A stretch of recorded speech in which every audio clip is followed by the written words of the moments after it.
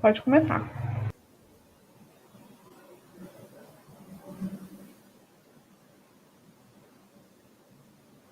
Boa tarde a todas e todos. É com grande alegria que damos as boas-vindas à terceira edição do Seminário de Internacionalização do Instituto Federal da Bahia. Este ano, com o tema Educação, Ciência e Internacionalização em Tempos de Pandemia. Esse seminário visa promover reflexões acerca dos impactos da atual pandemia, da Covid-19, para as áreas de educação, das ciências e da internacionalização.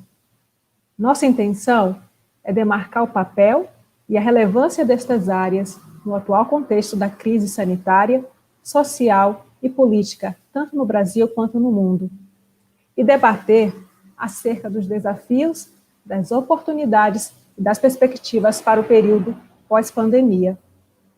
Ao longo de toda a semana, o seminário trará diversas palestras, sessões de bate-papos e rodas de conversa.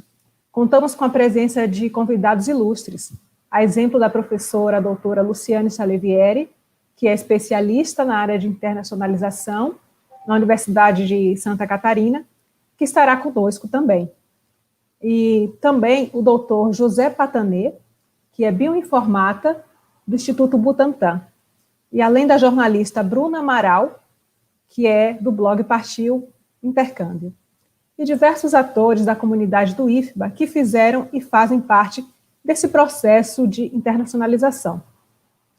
Nós também queremos aproveitar essa oportunidade para agradecer a toda a comissão, toda a equipe que se debruçou por esse período para construir esse evento, toda a equipe de apoio, que às vezes não aparece aqui, mas que tem nos bastidores um trabalho para que possamos trazer o melhor para vocês.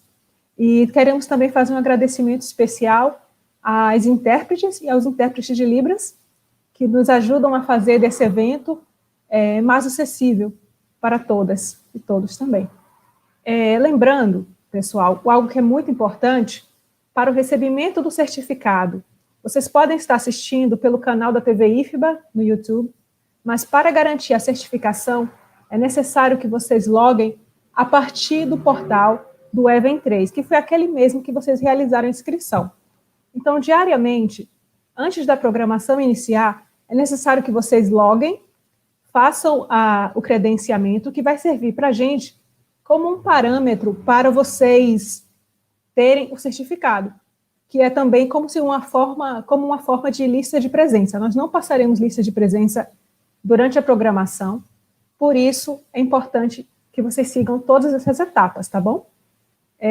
Estamos muito felizes porque esse evento está na sua terceira edição, e as edições anteriores foram todas de forma presencial, e em 2021 nós temos esse grande desafio, que é fazer esse evento totalmente virtual, de forma que extrapolamos os limites físicos de um auditório para nos colocar em uma rede. Vemos aqui nos comentários pessoas de diversas instituições, diversas localidades. Nós temos esse evento do Instituto Federal da Bahia, mas que acolhe pessoas de diversas localidades. Em nome do Instituto, quero agradecer a presença de todos vocês, tá bom, gente? E é muito importante que vocês atentem para essa programação. Teremos diversas palestrantes, teremos participação de estudantes, tanto em toda a programação. Hoje teremos um foco mais voltado para a questão das políticas, de toda essa visão, mas nos outros dias teremos uma vasta programação. Agora, para constituir a nossa mesa, eu quero convidar a nossa reitora do Instituto Federal da Bahia, professora doutora Luzia Matos Mota, para dar as boas-vindas e realizar a abertura das atividades. Boa tarde, professora. Boa tarde, Ana. Muito obrigada aí pela apresentação. Eu dou boa tarde a todos, todas as pessoas que estão nos assistindo nesta tarde. Faço uma saudação especial ao pró-reitor de Desenvolvimento Institucional, professor Jenner, pelo apoio que deu à construção do evento, e saudando ele, eu saúdo também todos os envolvidos. Quero saudar a comissão organizadora do evento, a própria Ana Paula, de Juazeiro, Carlete, da reitoria, Dayana, de Salvador, Paula, da reitoria, e Walter, de Simões Filho. Muito obrigado, colegas, pelo cuidado com a organização deste evento, esse evento tão importante para nós. Para mim é uma honra, é uma alegria eu fazer a abertura deste evento. E eu destaco aqui o trabalho de Paula Souza, a nossa coordenadora da assessoria internacional, a qual eu agradeço muito, Paula. Muito obrigada aí pelo seu cuidado com a realização do evento.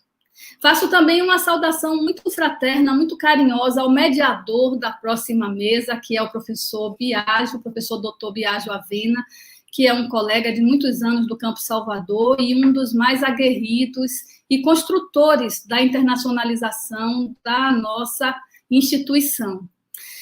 Saúdo também a mesa, soube que a professora Luciane teve um pequeno problema de saúde, talvez não possa participar, mas eu faço uma saudação, porque ela se dispôs e foi uma eventualidade, ela é da UFSC, a doutora Joelma Kremer, da CETEC-MEC, que eu agradeço a participação, ao professor doutor Robério Pereira, da UNEB, e ao nosso colega, professor doutor Tiago Medeiros Araújo, que é aqui do IFBA, nosso colega.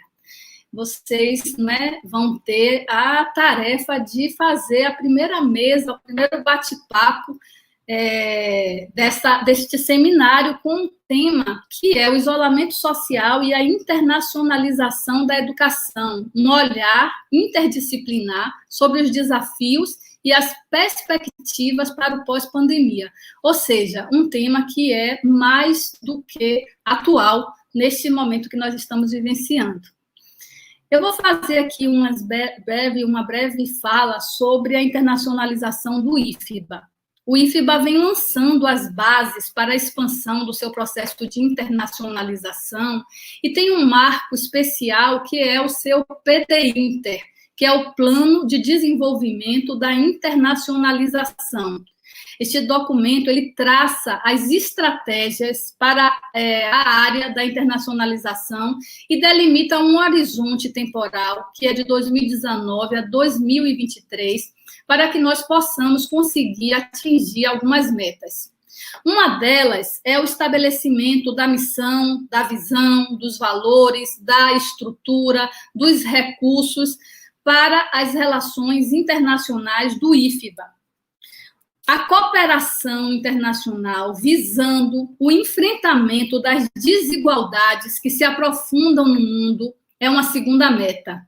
Estamos colocando nossa cadeia de valor, o ensino, a pesquisa, a extensão, a serviço, particularmente, das cooperações com o Sul global, em uma perspectiva sempre inclusiva e decolonial. O intercâmbio e a mobilidade internacional, abrangendo o corpo discente, o corpo docente e o corpo técnico-administrativo, que casa com o desenvolvimento da proficiência linguística da comunidade, já que sem ela nós não conseguiremos efetivar a internacionalização, é a meta do PDInter, bem como a recepção de pessoal estrangeiro visando formação de lideranças acadêmicas, sociais e políticas para o mundo.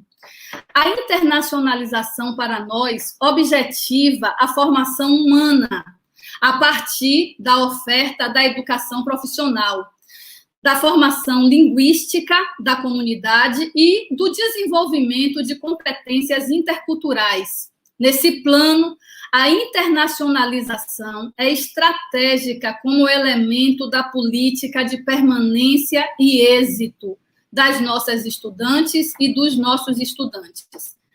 Não podemos também esquecer o fortalecimento da internacionalização nos programas de pós-graduação do IFBA, exigência da CAPES, mas também uma rota de parcerias científicas e tecnológicas que são imprescindíveis para nós.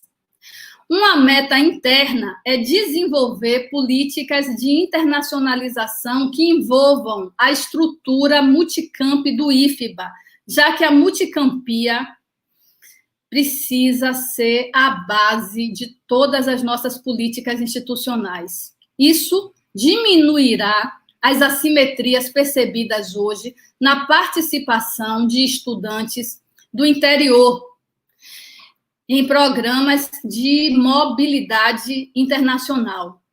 O IFBA, ele tem um longo caminho a trilhar nos processos de internacionalização. Nós sabemos disso, ainda é um longo caminho, mas nós já temos alguma coisa a dizer. Temos desenvolvido importantes ações, temos nos alinhado com as ações do Conselho de Reitores da Rede Federal, o CONIF, que no seu planejamento estratégico ele tem como eixo o posicionamento da Rede Federal como um ator destacado em fóruns e conselhos internacionais. Temos estabelecido parcerias como a recém-cooperação com o Tecnológico da Antioquia, na Colômbia, para a oferta de cursos colaborativos em diversas áreas no âmbito do ensino superior. Essa parceria é importante para trazer a internacionalização para dentro da nossa comunidade, democratizando o acesso às ações internacionais e promovendo também a interculturalidade.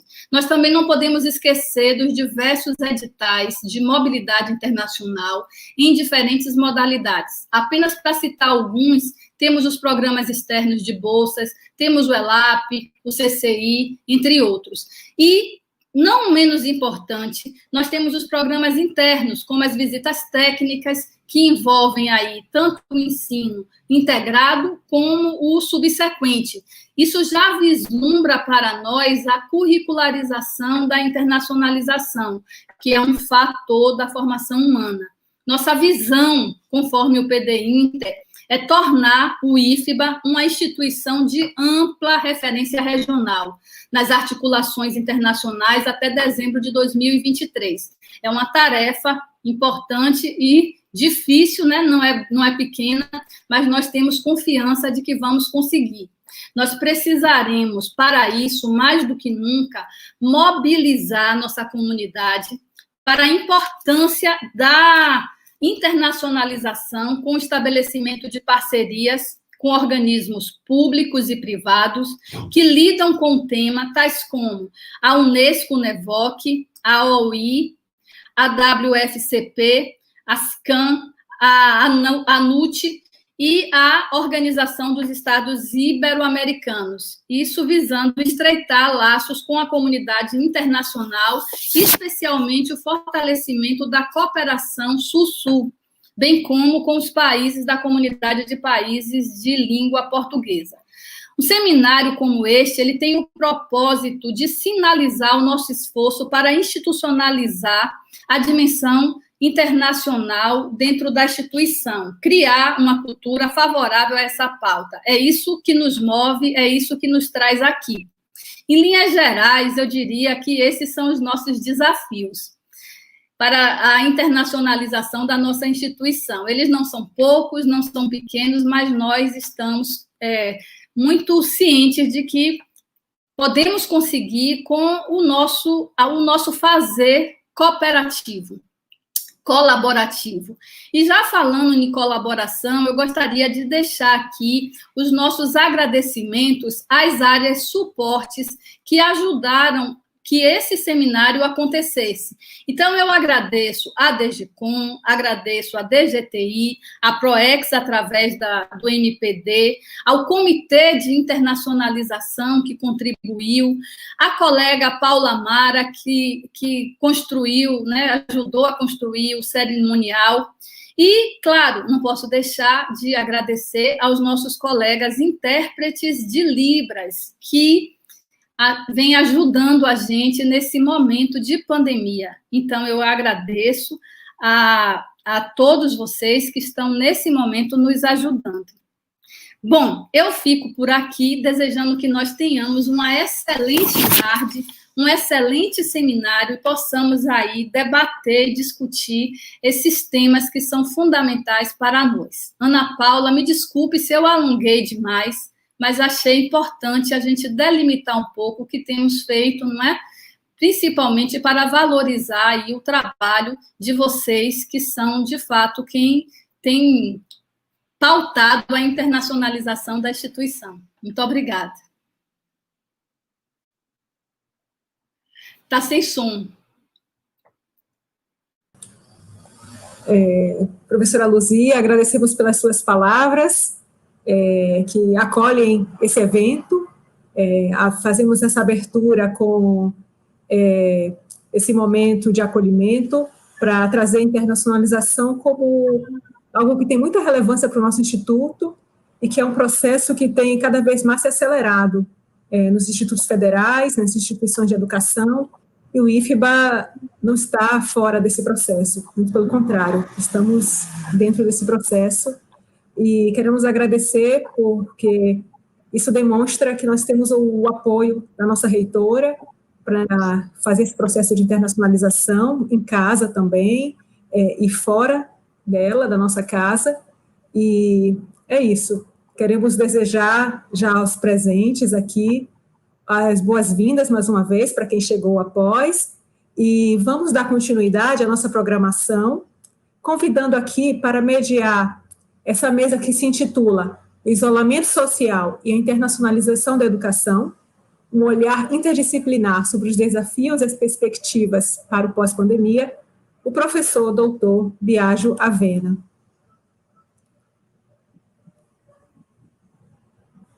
Boa tarde a todos. O professor Biagio é professor do nosso instituto, né? Vou fazer essa breve apresentação, que muito nos honra. Ele é doutor em Educação pela Universidade Federal da Bahia, com pós-doutorado em Difusão do Conhecimento, também pela mesma instituição, e é professor do nosso instituto, como enfatizou a professora Luzia, no campus de Salvador, e também é pesquisador associado do mestrado profissional em turismo na Universidade de Brasília. Seja bem-vindo, professor Biagio, para conduzir esse bate-papo. Boa tarde a todos. É uma satisfação poder compartilhar conhecimento com todos vocês que estão aqui e contar com a colaboração dos nossos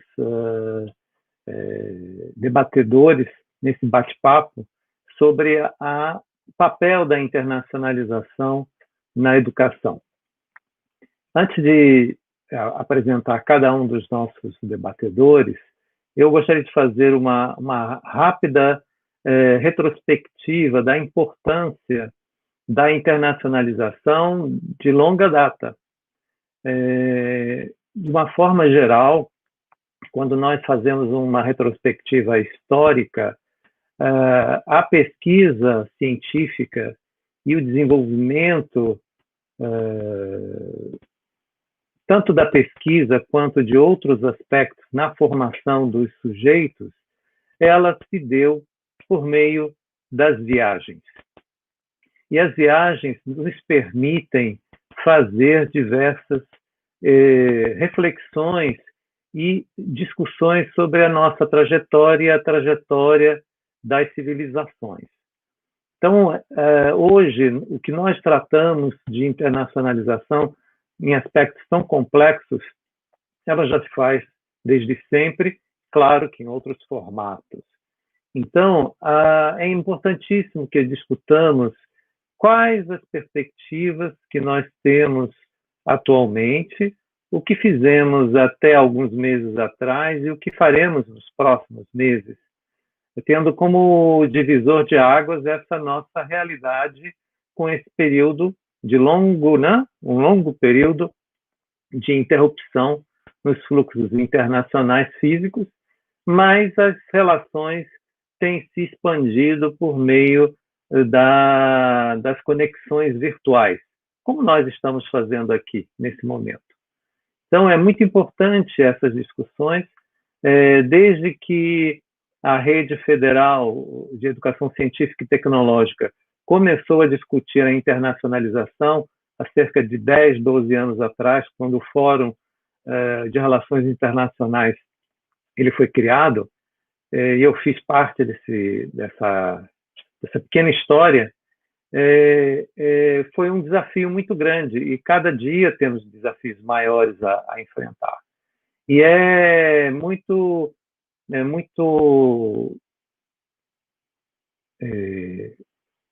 gratificante, nesse momento, mediar essa discussão, por ter sido parte dessa história pregressa da formação da própria assessoria internacional no IFBA.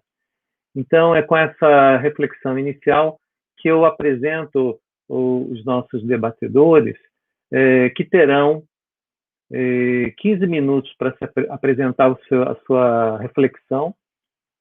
Na sequência, nós teremos mais 15 minutos de perguntas feitas pelos participantes, o público, e no final, para concluir, cada debatedor terá mais 5 minutos para apresentar suas considerações finais.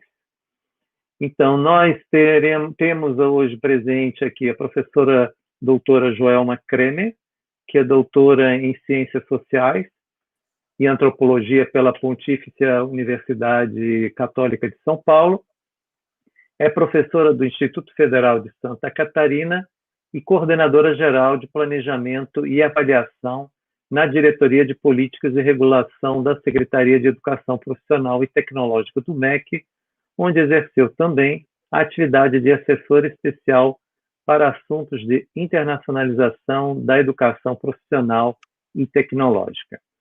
Então, nós passamos a palavra para a senhora, professora, agradecemos a sua participação e, na sequência, eu apresento os demais debatedores e a gente vai dialogando.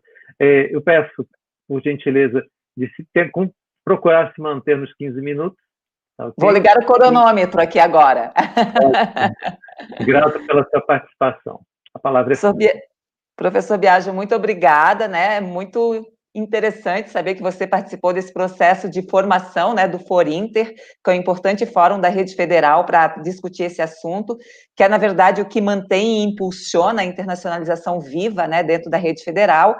E eu tenho trabalhado aqui na CETEC desde 2017, sendo que em 2017 e 2018 eu fiquei exclusivamente ligada a esse tema, e depois fiquei um tempo na ABC, na Agência Brasileira de Cooperação, voltei para o MEC, daí agora em outra função, mas ainda com essa aba da internacionalização sob a responsabilidade da Diretoria de Políticas e Regulação, né? Embora, nesse momento, a gente está num processo de revisão, né, do entendimento do que é internacionalização para o Ministério da Educação. Então, eu não sei, Paula, você vai colocar a minha apresentação? Eu preparei uma apresentação e Paula ficou de colocar. Isso, Paula, obrigada, querida. Já pode passar direto lá para o segundo slide, por gentileza, tá? Então, o que eu queria tratar, né? Um pouquinho das perspectivas da internacionalização para a EPT. Mas queria começar ressaltando que a pandemia, né, ela trouxe, claro, problemas muito sérios, né, para a vida das pessoas, para as políticas, para a nossa rotina diária, para os nossos processos. E a internacionalização, que depende muito desses fluxos internacionais, ela acabou tendo também aí um prejuízo, né, na medida em que a mobilidade ficou impedida, né? Mas, por outro lado, ela trouxe oportunidades como essa, né? Num evento presencial, a gente teria acesso às pessoas que estão num auditório. E hoje a gente viu aí a possibilidade de expandir muito, né, as nossas possibilidades em termos de público para as nossas ações, para as nossas ideias e para os nossos eventos. Então, só para relatar, a gente fez um evento aqui de Educação para o Mundo 4.0, que presencialmente ele estava programado para 200 pessoas. Ontem, na verdade, eu fui dar uma olhada no número de acessos, a primeira palestra já está com 12 mil acessos na internet, então, assim, a gente conseguiu atingir muito mais pessoas, né? E com relação à internacionalização, a gente está tendo que descobrir novas maneiras, né, de fazer com que esses fluxos continuem existindo, né, entre os países e entre os projetos que nós já havíamos estabelecidos. Eu começo aqui uma pequena reflexão sobre um ciclo de políticas, né? Esse ciclo de políticas, ele na verdade, envolve uma montagem de uma agenda, né, uma formulação da política, uma tomada de decisão acerca do que será implementado e uma avaliação contínua. Então, eu vou contar um pouquinho do que nós fizemos aí em 2017 e 2018 aqui na CETEC e que a gente não esqueceu, né, mas que a gente vai tentar retomar assim que tivermos condições para isso. Então, lá em 2017, a gente montou uma agenda, né, e formulou uma política para a educação profissional e tecnológica em termos de internacionalização, né, e isso, na época, foi uma decisão da secretária à época e dirigentes da CETEC. E a implementação, uma parceria da CETEC com o CONIF, pelo FORINTER, já mencionado pelo professor Biagio, né, e o CONDETUF também, que é o conselho que reúne as escolas técnicas vinculadas às universidades federais, com o objetivo de fazer uma avaliação depois de 2 anos, o que aconteceria em 2019, onde a gente deveria ter reformulado uma nova política. Nós começamos com um diagnóstico, né? Esse diagnóstico foi realizado através de uma pesquisa constituída de 9 eixos, envolvendo mobilidade, acordos, memorandos de entendimento, projetos com cooperação internacional, idiomas, investimento, financiamento, estrutura de escritórios, comunicação, divulgação de dados, indicadores internacionais, participação em eventos, emissões internacionais, normativas e regulamento relacionados à internacionalização. Então, todas as instituições da rede federal, ou seja, 41 instituições vinculadas ao CONIF, responderam a essas pesquisas, e os dados foram de 2015 a 2017. A gente perguntou sobre as informações relativas a esses anos, né? Então, no conceito de internacionalização, a gente construiu uma nuvem de palavras e o que apareceu, né? Ações, desenvolvimento, internacionalização, ensino, extensão, enfim, né? As palavras que mais apareceram nas respostas dadas sobre o conceito de internacionalização. Algumas considerações, né? Todas as instituições responderam, como eu já falei. Há um longo caminho a se percorrer para que a internacionalização faça parte efetivamente das atividades de ensino, pesquisa e extensão das instituições, e eu afirmo com certeza que, em momentos de crise como que a gente está vivendo agora, normalmente ela é colocada de lado pelos gestores, né? Então, assim, a gente ainda padece dessa questão, né? Ela não é uma atividade que entra como foco prioritário em termos de política. Não estou generalizando, mas a gente compreende que, por ela nem ter um orçamento próprio, muitas vezes ela fica um pouco marginalizada ainda nas instituições. A internacionalização e seu conceito não estão definidos na maioria das nossas instituições da rede federal. O fluxo, e assim, eu ressalto e parabenizo, né, o IFBA, do qual eu já fiz parte, inclusive, do Consup aí por 1 ano e meio, mais ou menos, que achei lindo, né, o que a nossa reitora falou sobre o PDI Inter, né, ou seja, um PDI, né, um plano estratégico de internacionalização. Esse é um modelo ideal realmente a ser perseguido, né. O fluxo de docentes e pesquisadores se deve muito a iniciativas individuais, a projetos individuais. A mobilidade de docentes e discentes tem refletido iniciativas do CONIF e da CETEC, e há que se considerar uma melhor estruturação de ações de internacionalização em termos físicos, ou seja, até de espaço físico para que ela aconteça, conceitual e gerenciais dentro das nossas instituições, e muitos acordos de cooperação assinados sem ações deles decorrentes, ou seja, nós temos um monte de memorandos de entendimento, mas poucas ações concretas decorrentes desses memorandos. Qual foi o objetivo de a gente construir um documento de referência? Se sensibilizar a rede, né, quanto à importância das estratégias de internacionalização para o desenvolvimento institucional, ampliar a participação da rede em fóruns e debates globais de educação profissional e tecnológica.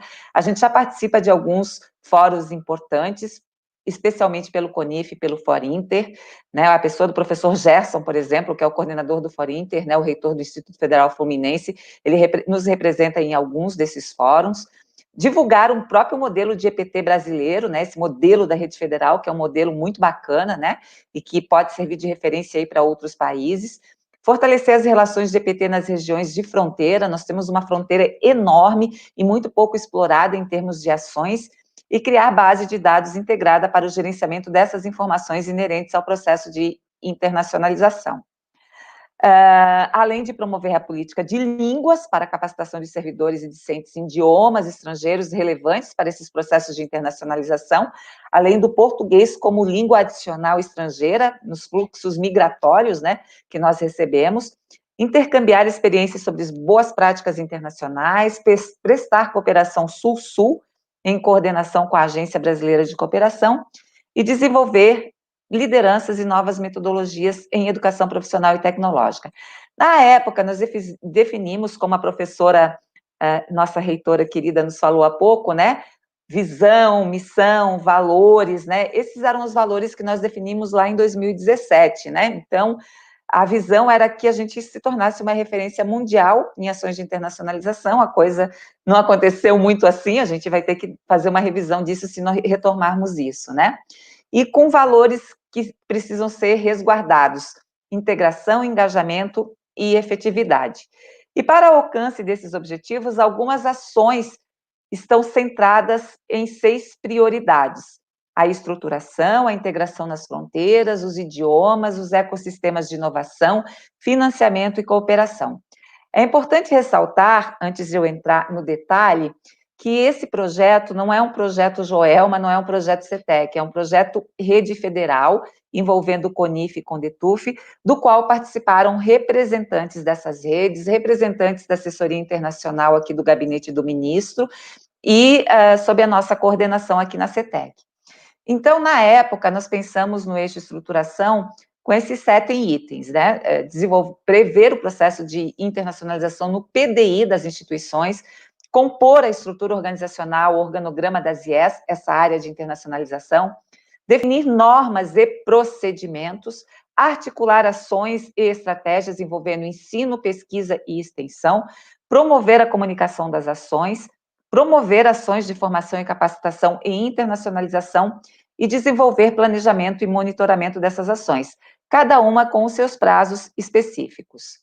Quando a gente fala de integração nas fronteiras, a gente fala de regulamentar essas ações de internacionalização na fronteira, regularizar a situação de estudantes estrangeiros, considerar processos de reconhecimento de créditos, títulos e dupla titulação, como a exemplo do que a gente estava fazendo com tabelas de validação de cursos técnicos no Mercosul, promover ações de cunho linguístico e cultural, identificar potencialidades de interação e integração nas fronteiras em ensino, pesquisa e extensão, desenvolver a conscientização da comunidade interna e externa sobre a legislação e possibilidades de atuação com países e instituições fronteiriças e articular ações integradas às outras instâncias nacionais, como, por exemplo, o Ministério das Relações Exteriores, Polícia Federal, entre outras instituições.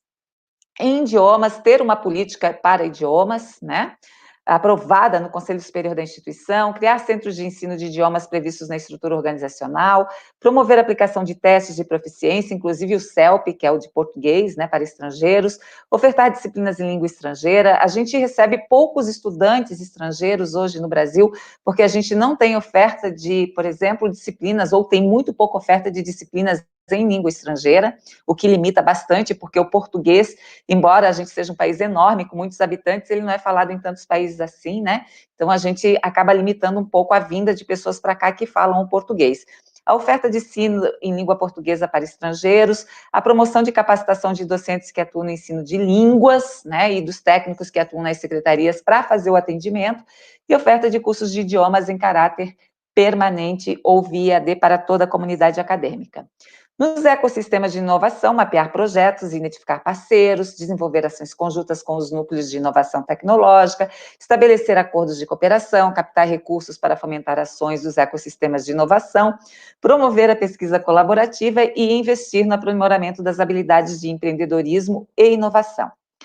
Eu acho que eu estou dando um cansaço no tradutor de Libras, na tradutora de Libras, perdão, mas é que preciso dar conta aqui do meu conteúdo. No financiamento, a gente tem aí, né, tinha uma demanda, né, de prever uma rubrica orçamentária para as ações de internacionalização em cada unidade da rede, monitorar editais com oportunidades de financiamento para essas ações e capacitar os envolvidos em estratégias de captação de recursos e desenvolvimento e financiamento de projetos, E, finalmente, em cooperação, que nós deixamos propositadamente como último item, porque é o que mais aparece normalmente, né, como o professor iniciou falando das viagens, né, então, muitas vezes se fala em internacionalização e se pensa em viagem, mas a gente vê que é muito mais que isso, né, mas em cooperação é consolidar essas parcerias estabelecidas nos memorandos, prospectar parceiros internacionais que são referência nas ações que se pretende desenvolver na rede, entregar a cooperação ao desenvolvimento institucional, monitorar e avaliar as parcerias, investir em capacitação e promover a mobilidade discente, docente e de técnicos administrativos. A gente chegou a propor um painel de metas a ser adotado pelas instituições da rede federal e o objetivo era desenvolver, então, expertises em pesquisa aplicada, inovação tecnológica, desenvolvimento de lideranças e ensino, né? Novas metodologias, pedagogia para o século XXI, aprendizagem ao longo da vida.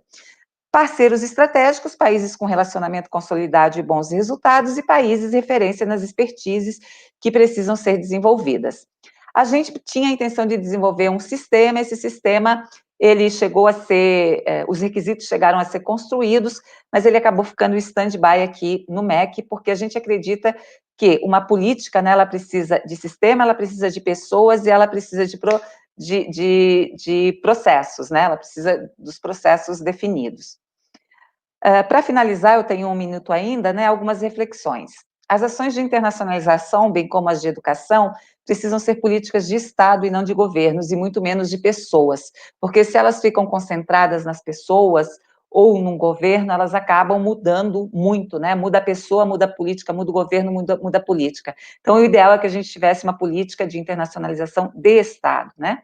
A pandemia nos trouxe novos olhares sobre como fazer isso, né? Novas possibilidades, que não envolvem somente esse contato físico de viajar e tudo mais, mas também as trocas, né, via todas essas possibilidades aí de redes de informação.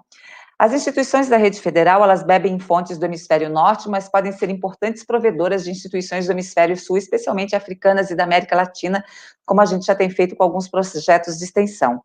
Possibilidades de cooperação técnicas via Agência Brasileira de Cooperação, olhar para a comunidade dos países de língua portuguesa, já que nós falamos o português, e validação automática de cursos técnicos no âmbito do Mercosul, é uma coisa que a gente também vem trabalhando aí nos últimos anos. Passei 9 minutos, professor Biagio, muito obrigada a todos pela atenção.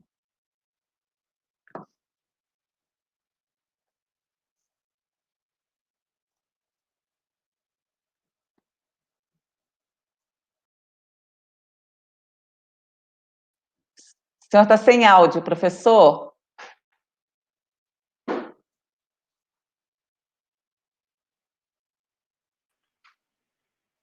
Desculpem. Professora Joelma, muito obrigado pela sua exposição. É muito importante que essas reflexões de quem está nesse momento atuando diretamente nesse processo muito mais próximo das políticas e do papel dessas políticas nesse desenvolvimento, para que a gente possa, na sequência, discutir um pouquinho mais a respeito. Muito agradecido pela sua participação e até já. Vamos agora apresentar o professor Tiago Medeiros Araújo, que vai, na sequência, fazer a sua exposição. Seja bem-vindo, professor. Professor Tiago Medeiros Araújo é doutor em filosofia pela Universidade Federal da Bahia, com período de sanduíche na Universidade de Harvard, nos Estados Unidos. É professor de filosofia do Instituto Federal da Bahia, do Campus Salvador, e é autor dos livros Pragmatismo Romântico e Democracia, Epifania do Instante e Nexus, livro de sonetos. Professor, muito obrigado pela sua participação. Passo a palavra e o senhor tem 15 minutos para a sua exposição e mais tarde, mais 5 minutos para as considerações finais. Boa exposição. Obrigado, boa tarde a todos. Agradeço o convite para participar desse evento e entendo que o meu depoimento, eu que não sou especialista em internacionalização do ensino, deve ser muito mais na direção de um professor do Instituto Federal que teve uma experiência recente de participação de universidade estrangeira na condição de doutorando sanduíche. E eu acho que pode ser oportuno, principalmente porque eu fui doutorando no período de sanduíche na Universidade de Harvard, justamente no momento em que houve a pandemia. E eu fui pego de surpresa. Todos nós, aliás, fomos pegos de surpresa. Eu vou traçar um pequeno depoimento a esse respeito e, na sequência, oferecer uma breve reflexão sobre as virtudes e os desafios da internacionalização do ensino, muito colada ao meu próprio depoimento pessoal. Eu consegui ir para os Estados Unidos para fazer um estudo lá com um filósofo, sou da área de filosofia, como o professor Biagio falou, com um filósofo conhecido internacionalmente que atua no departamento da Law School, da Faculdade de Direito de Harvard. E esse filósofo me deu uma carta de aceite para estudar com ele por um período de 8 meses, e por algumas contingências do Instituto Federal, eu acabei conseguindo ficar apenas 6 meses nos Estados Unidos. Saiu com um pouco de atraso. Mas, chegando lá, eu obtive duas interessantes recepções. Uma, primeiro, do Departamento de Filosofia e o Departamento de Direito da Universidade de Harvard, que é muito solidária, ambos os departamentos são muito solidários e muito interessados em estudantes estrangeiros. E segundo, de um modo geral, da comunidade acadêmica da universidade, que também é basicamente composta de estudantes estrangeiros, em sua grande maioria. E isso não é algo gratuito. Há uma consciência fundamental na universidade americana de que o seu público-alvo, o seu público de formação não é tão somente o cidadão americano. O que os americanos mais valorizam e prestigiam, pelo menos nessas duas universidades grandes da região de Boston, que é a Harvard e o MIT, é a presença de estudantes estrangeiros, não só para financiar as suas despesas, como também e principalmente para dinamizar o fluxo e o exercício do ensino e da pesquisa nessas universidades. E dentro dessas duas grandes recepções, eu notei que a grandeza das universidades estrangeiras, e sobretudo dessas duas que eu me referi, porque foram as que eu conheci mais de perto, se davam em dois registros. Primeiro, na infraestrutura da universidade. O sistema de bibliotecas, por exemplo, da Universidade de Harvard é impressionante. Primeiro, a universidade é imensa, tem o tamanho de uma cidade, e funciona mais ou menos como uma cidade, tem bancos, tem igrejas, enfim, dentro da universidade. E por baixo, no subsolo, há um sistema de bibliotecas interconectado, que você pode acessar a biblioteca de um campus através do subsolo de outro campus. E isso cria uma espécie de fluxo, de penetração, para quem está fazendo pesquisa, muito rico, porque a pessoa não precisa sair da biblioteca sequer para ter uma formação completa na universidade.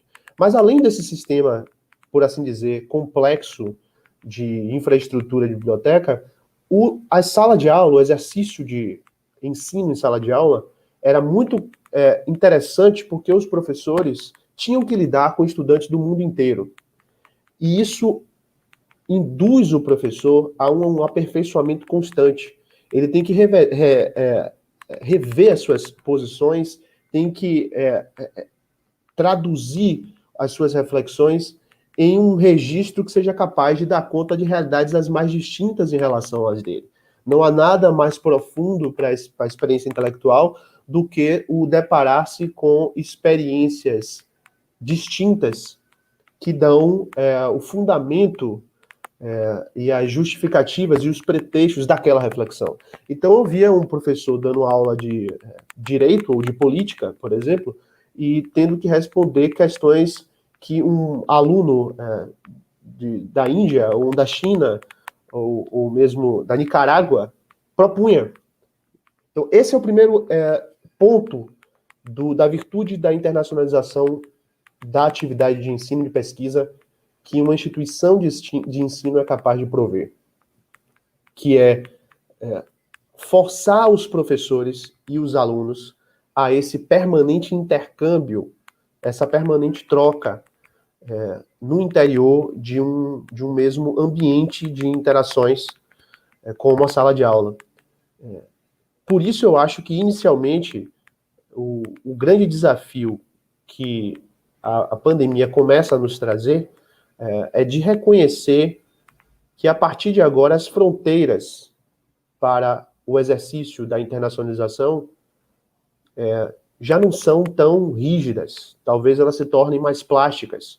O acesso e a cultura de acesso à internet favorece a compreensão de que não precisamos estar presos à nossa própria experiência nacional. Contudo, como eu disse, dessa minha experiência, eu também vivenciei o problema da pandemia. E assim que foi decretado o estado de pandemia nos Estados Unidos, a Universidade de Harvard precisou, isso já era mais ou menos segunda semana de março, precisou fechar as portas. E eu passei, então, 4 meses do meu período de bolsa, né, de estudo, estudando em casa, e com reuniões com o meu orientador apenas por Skype. Foi um pouco frustrante, mas, por outro lado, foi um outro tipo de aprendizado. E o cuidado que a universidade procurou estabelecer com os estudantes estrangeiros, justamente porque a universidade sabe que o estudante estrangeiro é a sua principal razão de ser, foi tão grande que eu recebia diariamente e-mails, comunicados do chefe do departamento de estudantes do estrangeiro, estudantes internacionais, tentando responder e acalmar os ânimos a cada depoimento comprometedor do presidente Donald Trump, que, vez por outra, induzia os alunos a um pânico, porque, eventualmente, ele dizia, por exemplo, que não iria receber mais novos estudantes, ou que não iria, que iria exigir que aqueles que não têm justificativa para renovar os estudos nos Estados Unidos retornassem imediatamente aos seus lares. E a universidade estrangeira, a Universidade de Harvard, pelo menos, sabe que isso era um grande problema para ela, porque ela depende desses estudantes. E então, essa consciência média, que é a consciência da internacionalização, com esse fenômeno, que foi o fenômeno recente da pandemia, passou, lá nos Estados Unidos mesmo, a ter forçar a aquisição de um significado distinto para a atividade, para o exercício do ensino e da pesquisa. Imediatamente após ao decreto do estado de pandemia, a universidade começou a utilizar a plataforma Zoom, foi a predominante, e os encontros, os colóquios, as aulas, todos passaram a ser através desse veículo, o que mostra que também a universidade precisou aprender alguma coisa com a pandemia.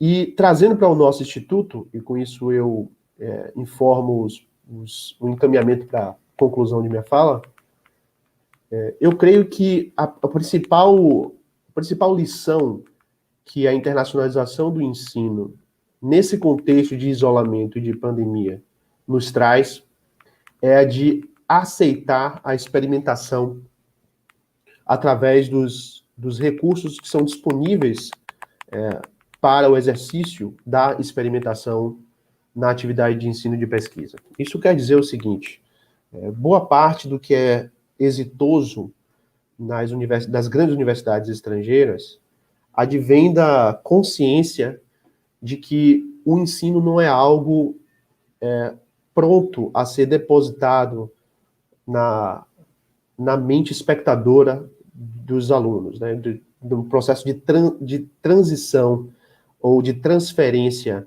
de uma sabedoria acumulada por um professor e doada em sala de aula para os seus alunos. O êxito dessas instituições de ensino advém da consciência de que o aluno é um protagonista em todos os sentidos, e que cabe à instituição abrir as portas para que o aluno tenha condições de exercitar esse experimentalismo, combinando a sua vontade pessoal de aprendizado com as condições factuais de aprendizado que a instituição é capaz de prover. E com essas condições de isolamento que a pandemia nos trouxe, basicamente temos uma oportunidade de rever determinadas formas de ensino e formas de pesquisa que podem ser, então, refeitas à luz de um contato mais estreito e mais constante com instituições estrangeiras. E eu não gostaria que isso significasse apenas um contato com as instituições estrangeiras do Atlântico Norte. Como bem falou a reitora no início de sua fala, mencionando a relação Sul-Sul, e como também deu a entender a professora Joelma, ela que tem um know-how das atividades da CETEC com respeito à internacionalização do ensino, o contato com a nossa comunidade da América Latina é extremamente valioso e urgente. Há instituições, e eu posso dar o depoimento com quem viveu isso na pele, muito dispostas a receber o estudante, a dialogar com departamentos e com institutos estrangeiros e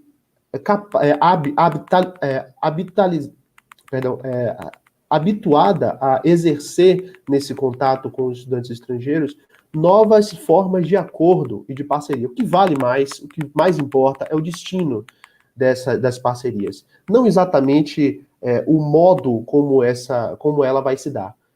De modo que é interessante lembrar uma fala de um filósofo chamado Montesquieu, segundo quem nenhum vento ajuda a quem não sabe a que porto veleja.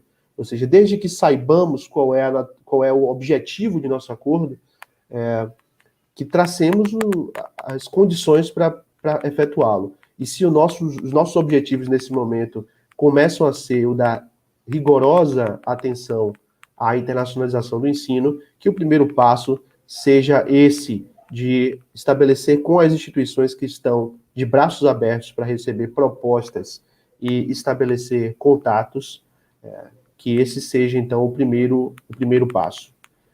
Eu acho que esse é um depoimento mais pessoal do que técnico. Agradeço o convite, a participação desse evento, saúdo as pessoas que compõem a mesa e deixo aqui um abraço a todos, dizendo que eu estou aqui para responder qualquer tipo de intervenção ou comentário. Obrigado. Agradecemos a sua participação, professor Tiago. É importante esse depoimento, porque essas experiências de aprendizagem, de formação pelas viagens, e aqui especificamente uma viagem de estudos ao exterior, elas têm um grande valor na formação profissional e pessoal de cada um de nós. E quem passou pela experiência sabe muito bem os desafios e as dificuldades que enfrenta. Tem muitos ganhos, mas muitos desafios. E é importante que a gente apresente e discuta essas reflexões. Inclusive, o meu trabalho de pós-doutorado, ele versou sobre essa experiência de estudante de pós-graduação em estudos no exterior. Talvez depois a gente possa compartilhar esse material com vocês, tá bom? Muito agradecido, e agora a gente passa à apresentação do nosso terceiro painelista, o professor Robério Pereira Barreto, a quem damos as boas-vindas. E o professor Robério é doutor em Educação pela Universidade Federal da Bahia, é professor da Universidade do Estado da Bahia, atuando nas disciplinas de alfabetização e letramentos, projetos de tecnologias educacionais e orientação de dissertações e projetos de pesquisa e intervenção. Muito agradecido pela sua presença, professor Robério, e passamos a palavra para que o senhor faça a sua exposição. Boa tarde, professor Biagio, todos me ouvem bem? Sim. Ok. Eu quero agradecer a organização do evento, em nome da professora Dayana Barbosa, a qual me convidou para tratar um pouco dessas questões. Bom, eu quero começar dizendo que a minha fala ela está num campo de experimentações, porque eu parti de um princípio que foi de uma revisão, usei a metodologia de uma revisão sistemática de alguns trabalhos já que versam sobre a internacionalização da educação, né? Fui na plataforma Cielo e fiz um compilado de observações para que eu pudesse me situar. Antes, eu quero parabenizar a professora Joelma Kramer e o professor que antecedeu a mim, que me passou o nome agora, pela bela exposição. Bem, do ponto de vista da internacionalização, segundo uma dezena de artigos que eu pesquisei na Cielo, a gente tem, além da história, corroborando com a fala do professor Biagio, com relação à internacionalização se faz com viagens, é importante demarcar, segundo esses autores, pesquisadores do assunto, que a internacionalização na escola no Brasil, ela não é recente, né? Ela teve seu início lá pela década de 70, né? E aí, a partir dos anos 90, isso se amplia com maior vigor, evidentemente, e aí acrescenta-se, não se falava de internacionalização da educação, falava de internacionalização. Recentemente, que a gente passa a ter esse ponto. Aí eu queria ancorar essa fala em dois momentos assim. Internacionalização. A gente... vou falar do meu lugar, não estou falando em nome da Secretaria de Internacionalização da Universidade do Estado da Bahia, só o que está disponível no site, que todos podem encontrar lá. A Universidade do Estado da Bahia tem esse programa de internacionalização que é recente, né? Ele não é antigo, ele tem uma portaria que começa ali de 2014, com um projeto de universidade. Na prática, o que a gente mais vê, e no caso específico do Campus 5, em Santo Antônio de Jesus, a gente já teve a presença de alguns estudantes de outros países fazendo esse intercâmbio.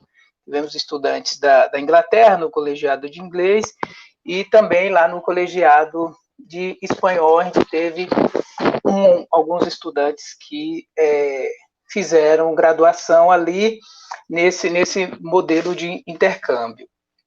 Um outro ponto a destacar, já no começo da fala, a professora Joelma tratou, na sua exposição, a questão de política, né? A política de Estado. O que se vê nesses programas, e aí eu queria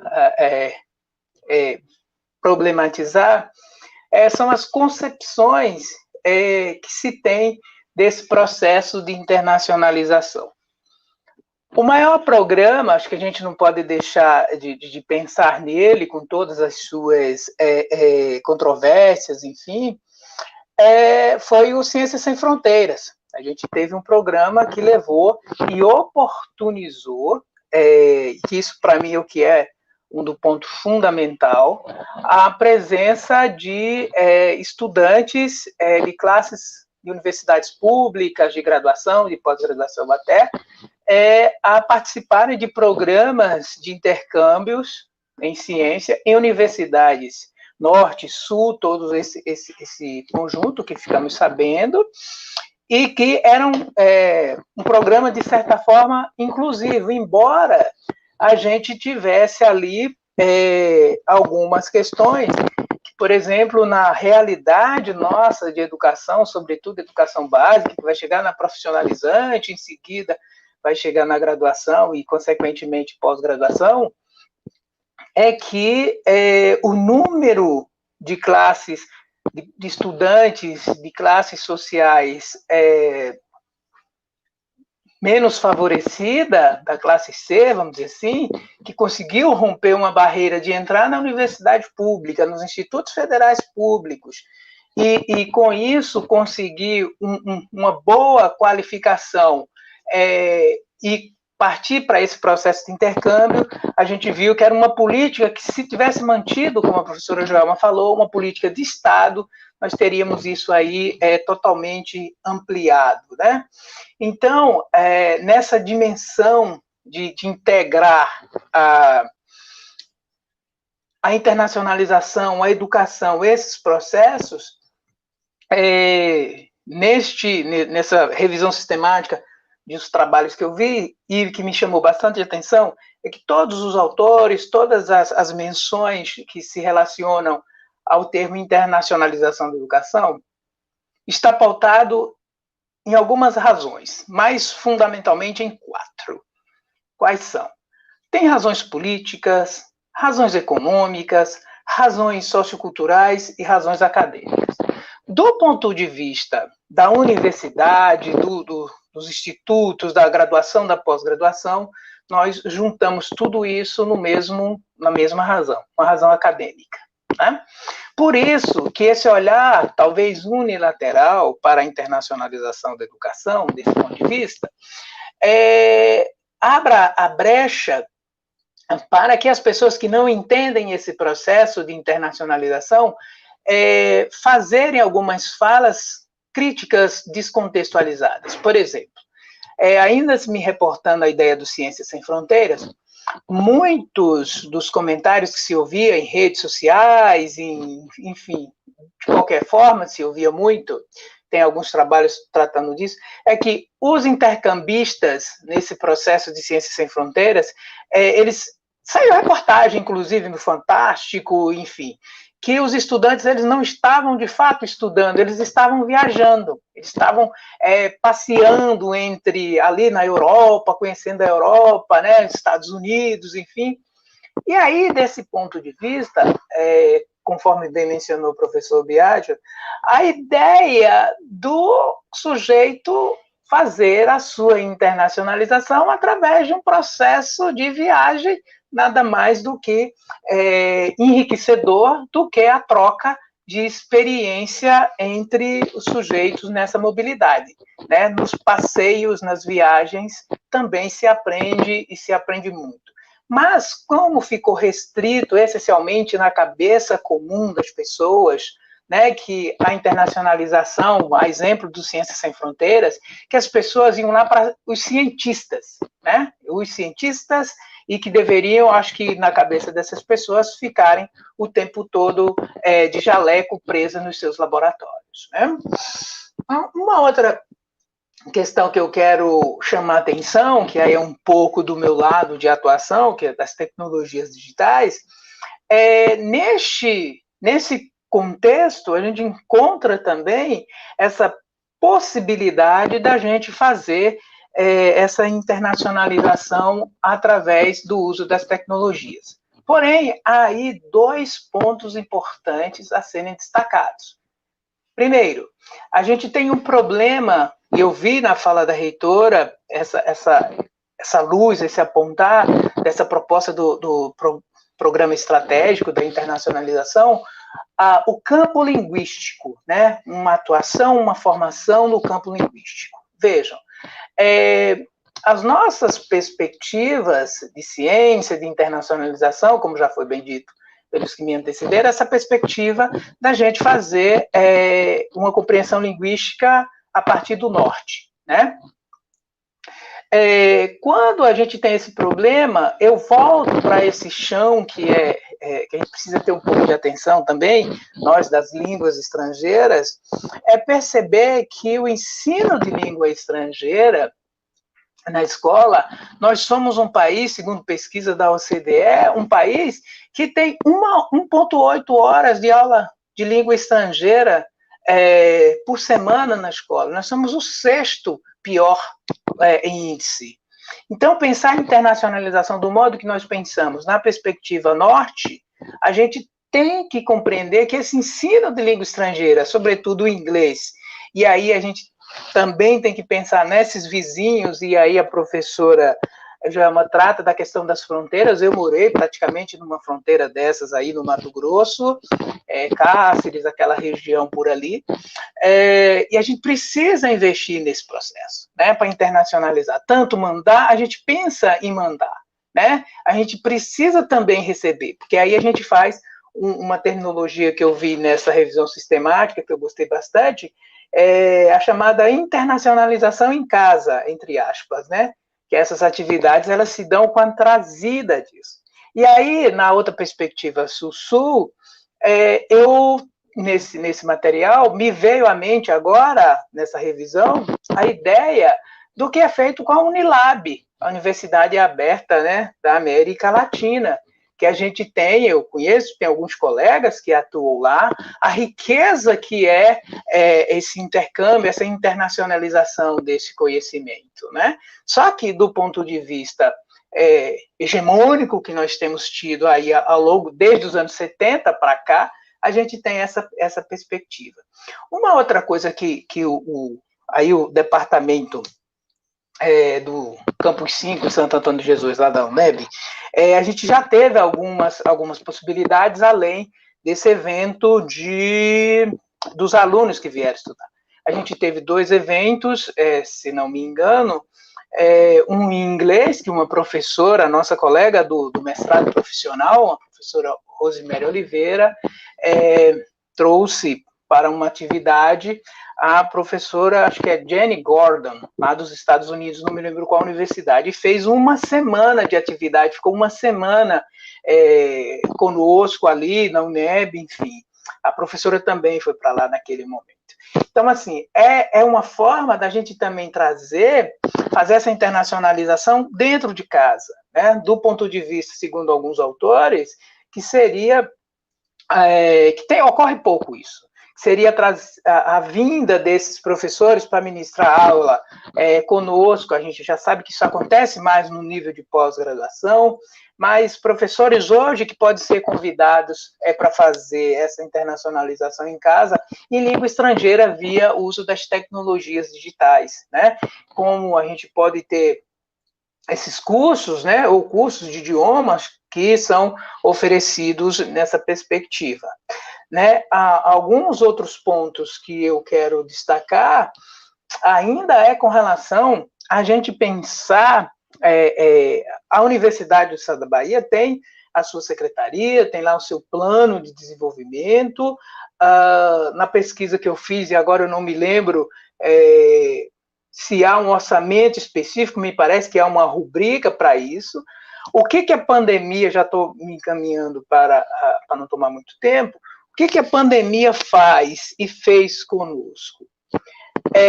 Houve a interrupção desse movimento, dessa mobilidade física, né? Todavia, com as tecnologias digitais possibilitadas, óbvio que a gente não pode esquecer das nossas fragilidades, né? Nós temos muitas fragilidades com relação a isso. Escutei o professor Tiago, se não salvo engano, o professor Tiago dizendo que assim que Harvard fechou as portas, ele foi fazer o trabalho dele via plataforma digital. Então, é outra estrutura. Nós estamos enfrentando problemas com a pandemia, do nível interno, né? Imaginem aí desse processo de nível internacional, para a gente construir este universo. A outra questão que vale a pena a gente colocar é que há 2 conceitos interessantes para a questão de internacionalização da educação. A gente tem uma internacionalização, segundo os autores, Lima, Maranhão, um monte deles que trataram dessas questões, que uma internacionalização ativa e uma internacionalização passiva, né? Do ponto de vista de internacionalização, de agregação de conhecimento, de troca, de compartilhamento, o que se muda nessas 2 perspectivas é que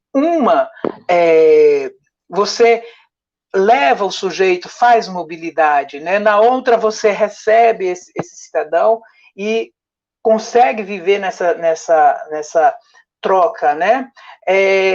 Essas políticas de envio de cidadão para fora do Brasil, né?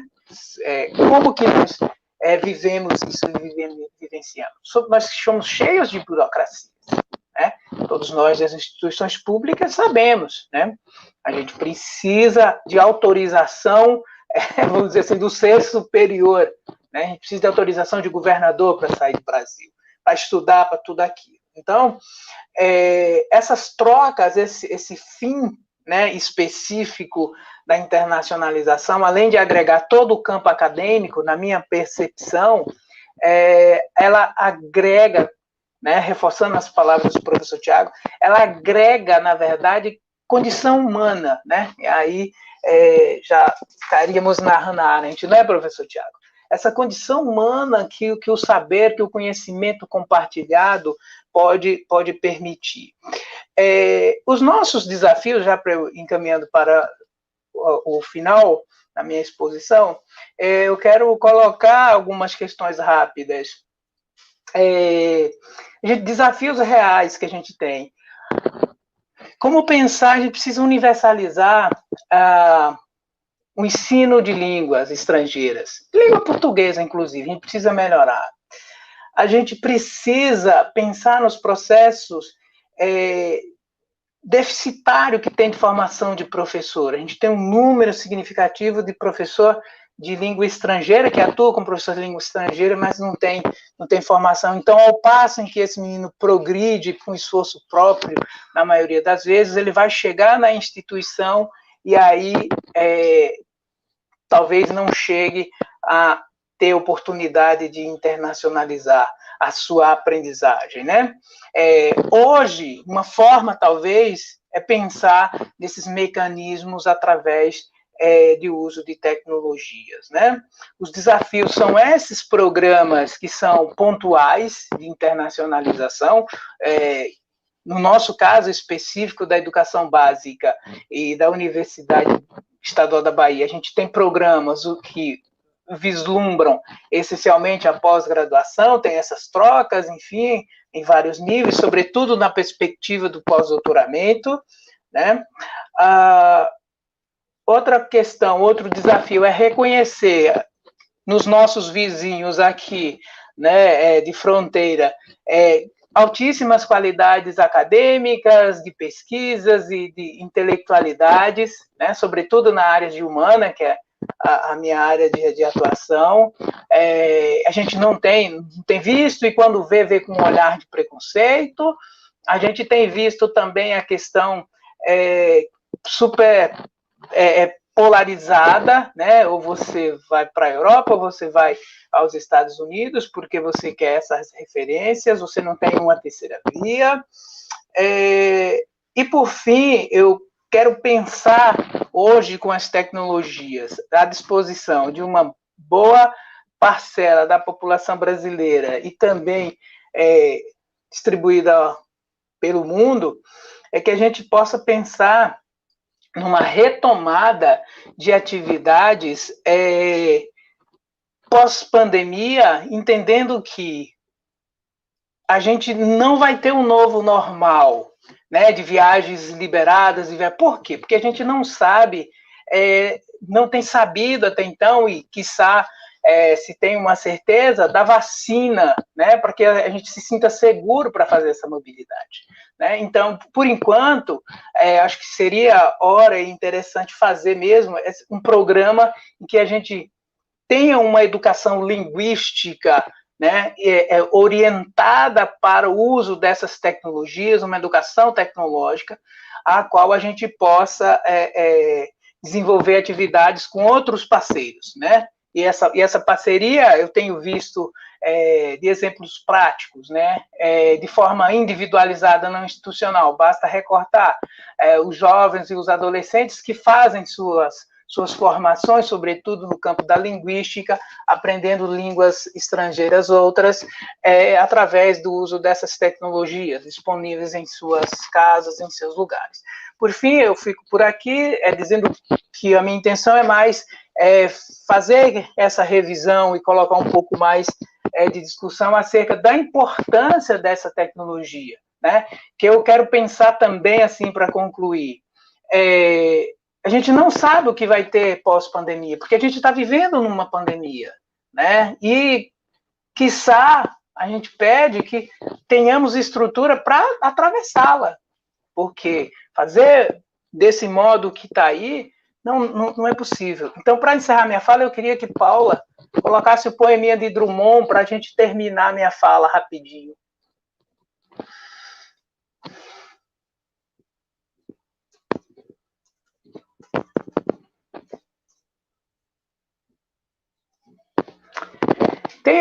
Eu quis terminar minha fala com esse poeminha de Drummond um pouco sentimental, quando ele diz, sentimental, ponho-me a escrever teu nome com letras de macarrão. No prato, a sopa esfria, cheia de escamas, e debruçado na mesa, todos contemplam esse romântico trabalho. Desgraçadamente, falta uma letra somente, para acabar teu nome. Está sonhando? Olhe que a sopa esfria. Eu estava sonhando. E há em todas as consciências um cartaz amarelo. Neste país é proibido sonhar. Né? Então, a gente, mesmo sendo proibido sonhar, a gente continua sonhando com essa educação emancipadora, como dizia o Paulo Freire, essa possibilidade de internacionalização. E a gente viu toda essa proibição de sonhar, está vendo e vivendo neste momento. A gente está sendo proibido sonhar, porque a gente está vivendo numa pandemia, num momento político extremamente difícil, e que a gente espera que achemos essa letra para compor esse cartaz amarelo, que é a esperança. Ok, obrigado. Fico à disposição.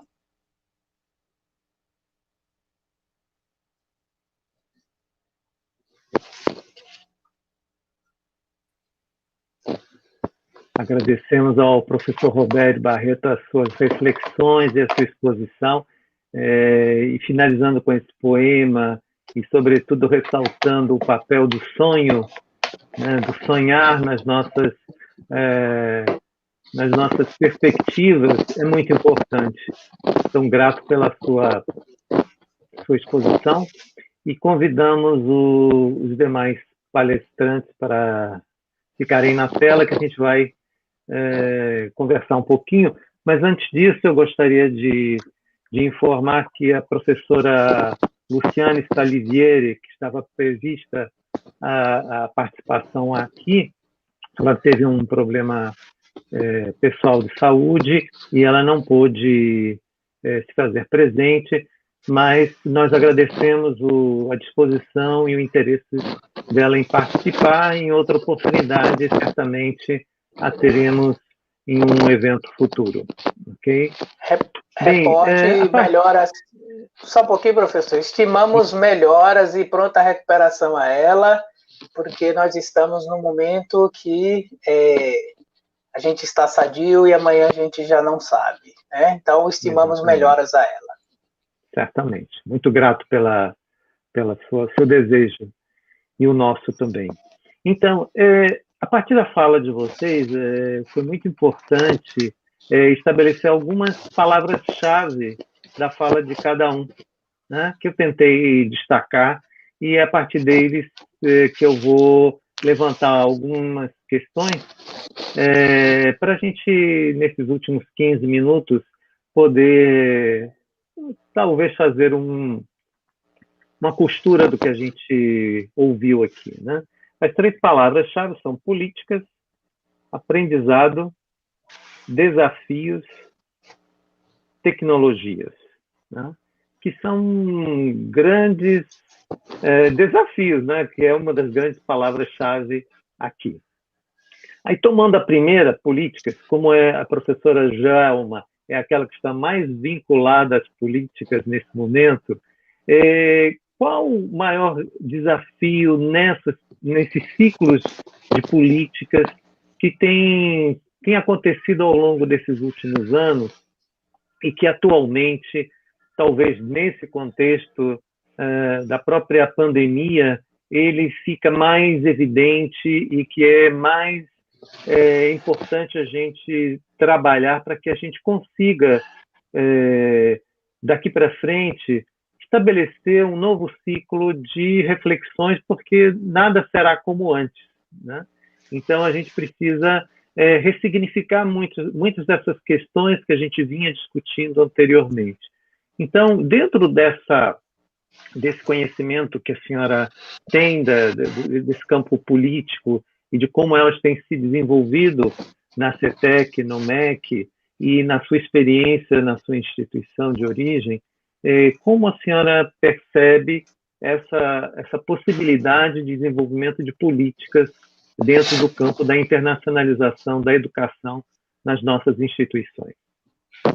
Então, já que você citou a minha instituição de origem, eu vou começar por ela. O Instituto Federal de Santa Catarina, na verdade, ele é um dos mais proeminentes, né, nessas políticas de internacionalização. Ele vem desenvolvendo parcerias lá já de longos anos, já da época anterior a se tornar instituto, né, especialmente com instituições portuguesas, né, a gente tem uma força muito grande.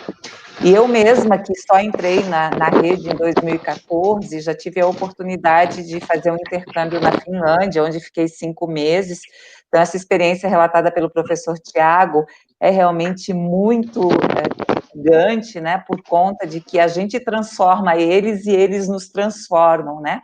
Na Universidade de Tampere, onde eu estava, a gente tinha colegas da Rússia, da África, de vários países, né, nós chegamos a fazer uma feira cultural. Eu tinha levado 2 garrafas de cachaça, fez o maior sucesso, foi uma briga, disputa pela cachaça brasileira, e foi muito bacana, assim, e os professores lá, que no início eram muito frios, muito, né, porque o finlandês, ele tem 90 centímetros de distância cultural, né, a gente já foi avisado quando chegou lá, no final era abraço, beijo, era, sabe, eles adquiriram um pouco do nosso jeito brasileiro, assim, de ser, né, então foi muito bacana essa experiência. Tiago, que bom que você também teve essa oportunidade, porque é muito bacana a gente estar imerso em outra cultura, né, e fazer todas as reflexões que isso proporciona, e daí eu corroboro a opinião do professor Robério, professor, de que só ir para outro país, só dar essa oportunidade para o estudante, né,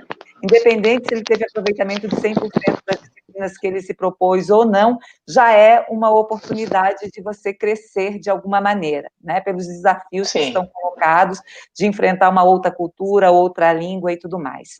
Mas o que eu mais vejo, assim, nesse tempo que eu estou aqui no MEC, é que, assim, realmente aquilo que eu frisei, né, tem que ser uma política de Estado, não pode ser uma política de pessoas, não pode ser uma política de governo, né. Então, a maior dificuldade que eu vejo é essa, de a gente dar esse entendimento de que internacionalização não é agência de viagem, né, não é pagar com dinheiro público viagens para pessoas, até algumas que poderiam até pagar, né, porque vamos lá, no Ciências Sem Fronteiras teve gente da elite que também se beneficiou, né, não foram só estudantes das classes mais vulneráveis, assim, né, mas com certeza esses foram um público muito, que teve essa oportunidade que talvez nunca teria tido na vida, né. Eu mesma sou uma pessoa que fui para a Finlândia com 45 anos de idade, né, eu já tinha tido a oportunidade de viajar uma vez antes para o exterior, mas, né, a gente tem as nossas origens. Então, para mim, o grande desafio é esse, tornar esta pauta uma pauta que perpasse por pessoas, governos, enfim, né, que seja entendida com a sua importância, né, num país continental, com tantas fronteiras, com tantas possibilidades, né, com tantas pessoas que a gente recebe e podia receber muito mais, né, porque se nós estivéssemos mais bem preparados, inclusive nos aspectos linguísticos, para receber o turista, por exemplo, né, a gente já daria uma visibilidade muito maior aí, porque, segundo estudos, o nosso país é o segundo país do mundo com mais potencial para receber turistas, né, e eu nem sei em que posição que nós estamos, mas eu sei que nós estamos muito, muito, muito aquém do nosso potencial. Então, é isso que eu gostaria de deixar como registro. Grato, professora. Eu vou fazer também um relato, rapidamente, um relato pessoal, que corrobora isso que você falou e o que o professor Robério e Tiago também fizeram. Eu tive a oportunidade, muito lá atrás, de fazer uma estada de 1 ano na Itália e de mais 9 meses na Alemanha. Isso quando eu era jovem, tinha os meus 20 e poucos anos. Mas lá eu não fui numa perspectiva de estudo sistematizado, como eu fui há alguns anos atrás para minha bolsa sanduíche na França, na Universidade de Paris 1 e Paris 8, que é outra realidade, né? A gente vai com uma estrutura de bolsa, a gente, primeiro, a gente se familiariza com o sistema acadêmico de um país como a França, onde tudo é feito para que aconteça efetivamente, e também quando a gente se dá conta, e aí é o que Jacques Ardoineau fala, né? Você se autoriza como pesquisador no exterior e você verifica como eles reconhecem o seu trabalho também. Então, isso é fundamental. Então, a viagem, por si só, mesmo que o estudante ele faça menos daquilo que é esperado dele, ele volta a outra pessoa, ele amplia os horizontes, ele tem experiências de diversos matizes que o fazem refletir sobre si e sobre o seu país de origem. E ele de uma certa forma, ele se responsabiliza pelo futuro, não só seu, mas dos outros. Então, pelo menos é essa a percepção que eu tenho. Então, eu sempre valorizei muito o intercâmbio e continuo a entender que é uma das melhores experiências que o estudante pode ter. É fazer, e não é necessariamente ser sul-norte, norte-sul, mas sul-sul. Esse seria um grande não só de aprendizado, mas também de contribuição para os que nos recebem fora daqui, né? Por exemplo, países da América do Sul, a África, quanta coisa nós podemos contribuir, e países de mesma língua, né? O professor falou da Unilab, né? Quantos estudantes de países africanos nós recebemos aqui de língua portuguesa? Então, eu acho que é uma perspectiva tão grande que se abre, e, claro, agora a gente tem que ressaltar esses desafios que a pandemia nos coloca, que a mobilidade física ela está restrita, mas a mobilidade digital ela está aí. Nós precisamos melhorar a nossa infraestrutura para que a gente possa efetivamente estar mais próximo das pessoas. Mas eu não posso falar muito não, porque eu sou só um moderador aqui. Mas eu vou pegar outra palavra, aprendizado. Né? E eu fiz uma pergunta aqui para o Tiago. Aí é uma pergunta mais pessoal e profissional, mas de todas as experiências que você teve na sua bolsa sanduíche, qual o seu maior aprendizado? De tudo isso que você falou, o que você destacaria como o seu maior aprendizado? Olha, de tudo que eu falei, o que foi mais enriquecedor foi, de fato, ter assistido à interação de professores com estudantes do mundo inteiro e a obrigação do professor de se dobrar diante das questões que eram colocadas a ele, né?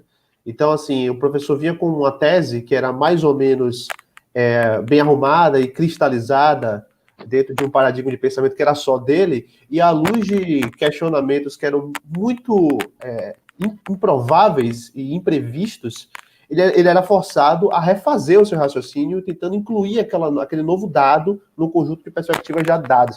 Quer dizer, isso não seria possível em um ensino, vamos dizer, puramente nacionalizado, ou nacional, né, se falarmos de uma perspectiva monoglota como nós. O Brasil tem esse problema, né? A gente tem uma cultura muito fortemente monoglota. Lá, eu tive a oportunidade de conviver com pessoas do Haiti e de Marrocos que dominavam 2 ou 3 idiomas, sabe? No Marrocos, por exemplo, dominava o árabe, o francês e o inglês. No Haiti, o francês aprendendo inglês e com a língua local.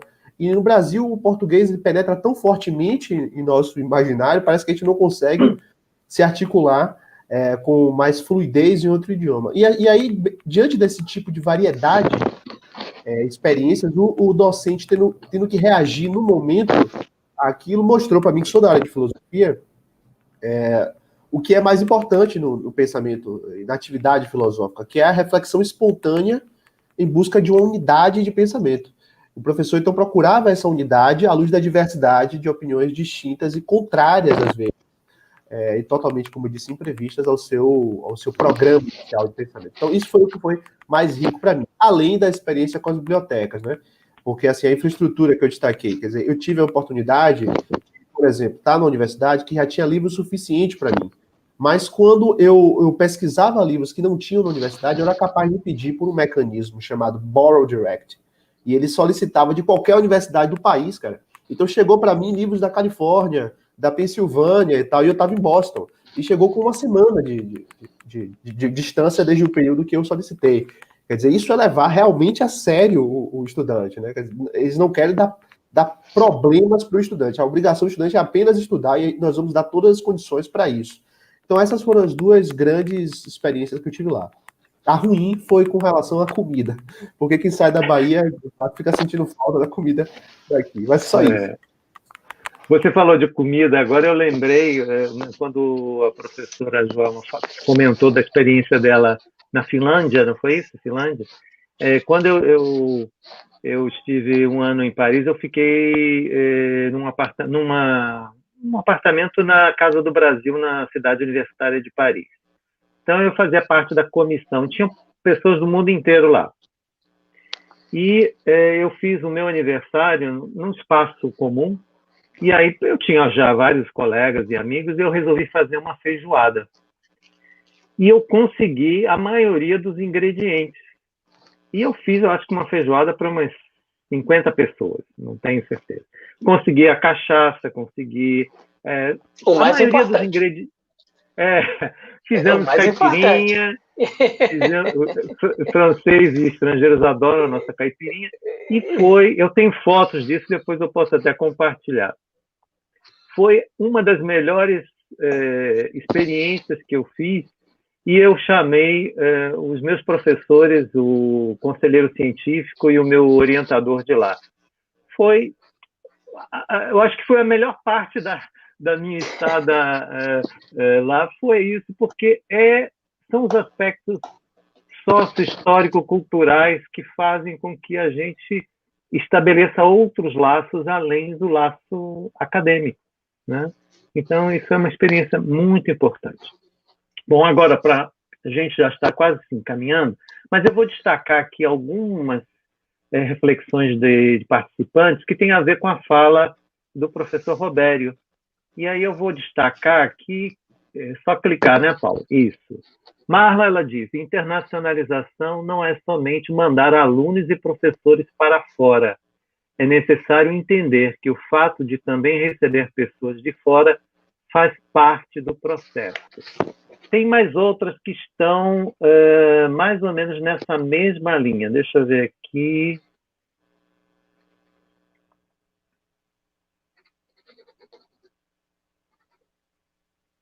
Por exemplo, essa fala da experiência Sul-Sul.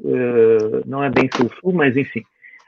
Trabalhei no Timor-Leste por 2 anos, pela cooperação brasileira. Reconheço os benefícios imensos dessa experiência na minha vida pessoal e profissional. Esse outro, de Marla também, internacionalização passa também por uma questão de divulgação brasileira. Eu acho que essas, depois se tiver outras, eu incluo, mas a partir dessa fala da Marla, o que o senhor gostaria de falar? Eu acho que a fala de Marla já tem um implícito da minha fala, porque quando ela aponta que não é só mandar professor lá para fora, é trazer também, fazer essa troca, é que até onde a gente tem vivido na universidade, nos institutos federais, de um modo geral, que se tem, que é sabido, a nossa cultura, e até talvez por projetos e ações institucionais, a ideia é que esse professor saia para fazer a sua formação continuada. Uhum. Isso é a política que tem acontecido continuamente, né? O que ocorre? A vinda de outros professores para cá até onde eu sei, enfim, nos programas de pós-graduação, antes era extremamente complicado, né? Porque as instituições nossas, eu estou falando de minha realidade, da UNED, a gente tinha uma dificuldade tremenda em trazer pessoas, porque isso envolve uma daquelas razões que eu já notei anteriormente, que é a razão econômica, né? Os investimentos, é preciso, conforme a reitora falou na fala inicial dessa abertura, que tem que ter um programa estratégico com uma rubrica específica para esses fins, né? Então, Marla, claro, compreendemos que não é só mandar um professor para fora, você pode trazer esses professores, você pode fazer troca com alunos, e nesse contexto que a gente está fazendo, como diz na Bahia, né? A gente não faz network, a gente vai fazer network, a gente vai fazer amizade mesmo, e é na base dessa amizade que a gente vai trocar essas experiências e fazer essa internacionalização. É isso que a gente tem hoje como possibilidade real de fazer via essa plataforma que são as plataformas digitais. Então, Marla, eu penso também, meu pensamento, a sua fala corrobora um pouco com o meu pensamento. Não é só mandar o cara lá para fora, né? Porque é claro que você vai, ou o estudante, quem quer que seja, óbvio que você vai viver uma experiência fantástica. Quando o cara vem de lá para cá, a gente também vive uma experiência fantástica. Inclusive que é a experiência de você rever a sua posição enquanto sujeito que ensina e sujeito que aprende, né? Então, o professor Tiago, na perspectiva dele, eu já saí também aqui nos países vizinhos, mas não foi na perspectiva de educação, eu saí em outros contextos, né? Eu não estava vinculado à universidade à época das minhas saídas. E você acaba, inclusive, percebendo uma coisa, quando você está lá fora, não obstante a falta do dendê na veia, né, Tiago, e da cachaça, né, professora Joelma, que a gente sente lá fora, a gente, quando está lá fora, depois de uma semana, 15 dias, você começa a valorizar o seu lugar, a sua terra. Só para fechar com um exemplo de como isso é importante, a gente sair, depois voltar para saber o que tem, para humanizar nós da área de educação e que formamos sujeito nessa perspectiva, é bom sair que é para a gente dizer para ele assim, olha, todo mundo tem que ter essa possibilidade de aprender com o outro, né? E esse outro está lá, a gente fica 15 dias, na época de Copa do Mundo, fora do Brasil, a coisa mais interessante, nós brasileiros que saímos para assistir Copa lá fora, depois de uma semana, começa a se enrolar na bandeira nacional e começar a chorar, dizer que está com saudade, que o país é o melhor país do mundo, né? Então, certamente, essa mesma percepção tem o pessoal da Unilab que vem aqui para o Brasil, que fica um ano ou dois fazendo sua graduação, né? Então, essa é uma grande questão para mim, internacionalizar, né? É que essa mobilidade, ela modifica o sujeito de dentro para fora, né? Nessa perspectiva, inclusive, da língua, né? Nós somos monolíngue, Tiago, só para provocar um pouco, somos monolíngue? Basicamente, sim, mas onde que está esse problema? O problema está naquele dado que eu dei, nós somos o 7º pior país no mundo de ensino de língua estrangeira, nós damos 1,8 horas de aula de língua estrangeira por semana, e no nosso caso fica mais monolíngue ainda, é só inglês na grade da educação básica. Entende? Então, se você precisa em inglês e com deficiência de profissional formado, né? Então, eu acho, Marla, que também penso dessa maneira, não é só mandar, é ir, mandar, trazer, fazer o que é possível. Hoje a gente não manda, a gente vai e traz para dentro de casa. Mas interessante, hoje o intercâmbio está vindo para dentro de casa, que é o que a gente está fazendo aqui, né? A gente está com o sujeito dentro de casa, ok? Espero ter provocado. Grato, professor. Eu vou passar a palavra, 5 minutos finais de considerações finais para cada um de vocês, mas antes disso, eu vou falar uma frase que é o subtítulo da minha tese de doutorado. Significados e contribuições das viagens à transformação de si. Então, nessa tese, além de eu propor um caminho para a pedagogia da viagem, do turismo e do acolhimento, na realidade eu faço uma retrospectiva histórica de todos esses significados e contribuições, e como eles contribuem para a transformação de cada um de nós, né? Então, é uma contribuição que não há como mensurar, né? Ela é muito ampla. Assim, eu passo a palavra para a professora Joelma Kremer para fazer suas considerações finais, na sequência para o Tiago e, por fim, o professor Roberto Barreto. Então, eu vou ser breve, né? Eu estava me contendo aqui enquanto o professor Robério falava, porque nós tivemos uma experiência com a rede federal, eu acredito que o IFBA também participou, de receber o pessoal de Moçambique, né, num projeto de formação na área de tecnologias agrícolas, né?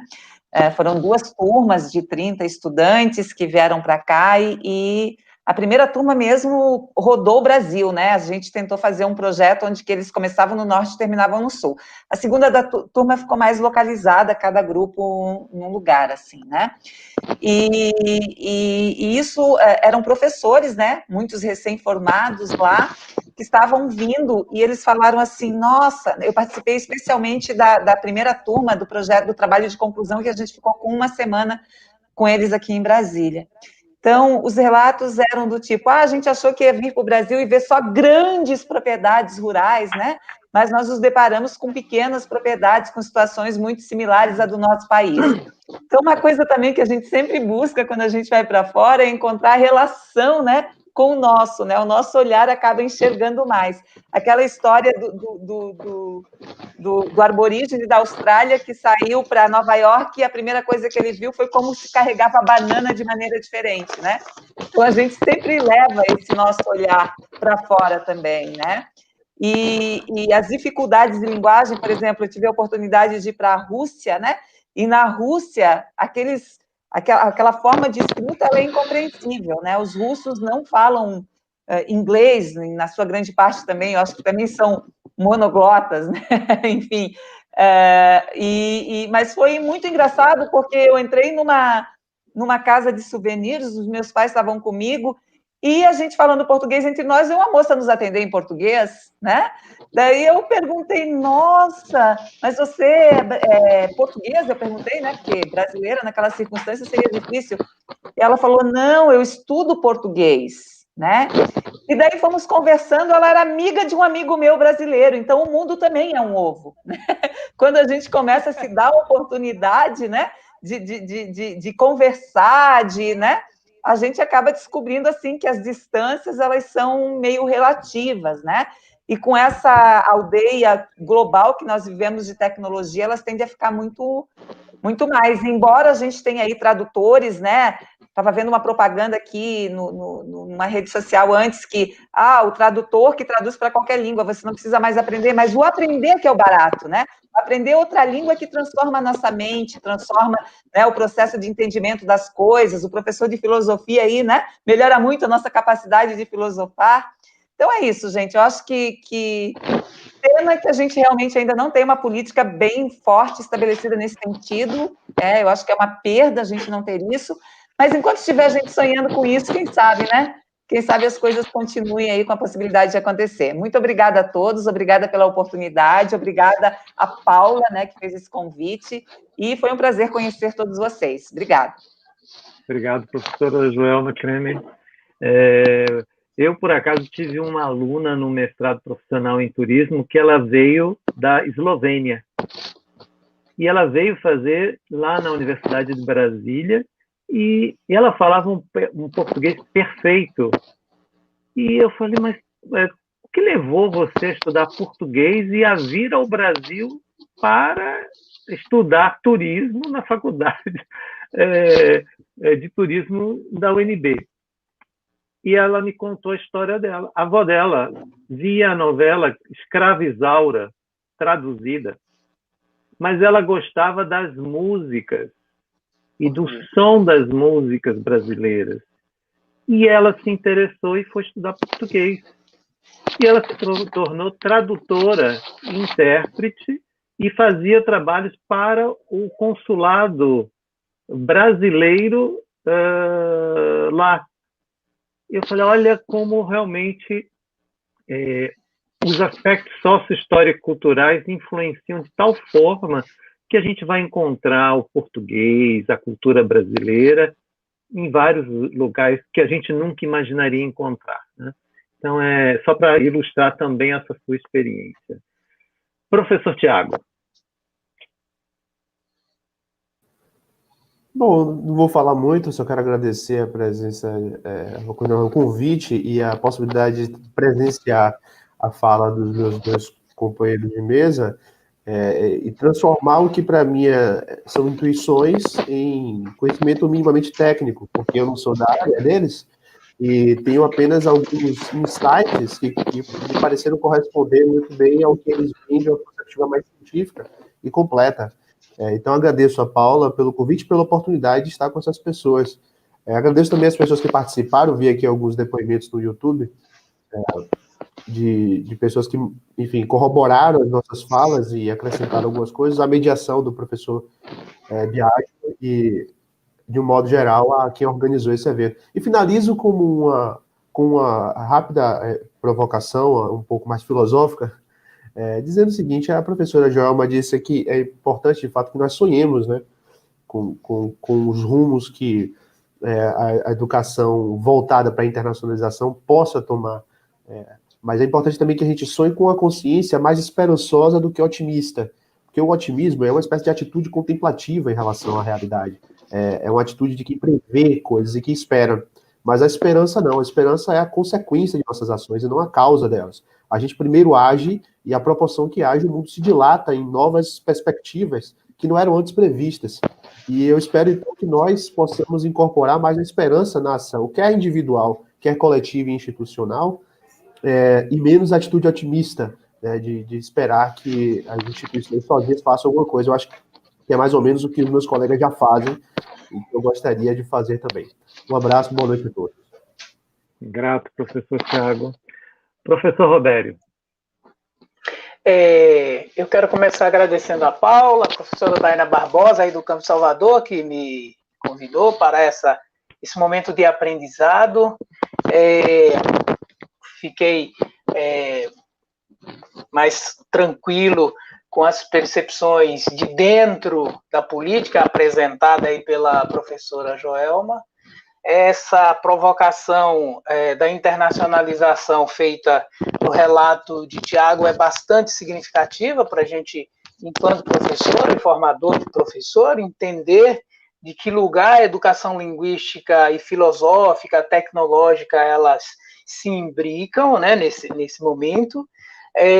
Ao professor Biagio, que tão belamente conduziu esse momento, prazer em conhecê-lo, e dizer que qualquer movimento que nós fazemos, esse deslocamento, essa mobilidade, seja interna ou externa, entre locais de cultura, né? Eu gosto muito do texto do Omibaba, né? Que fala local da cultura.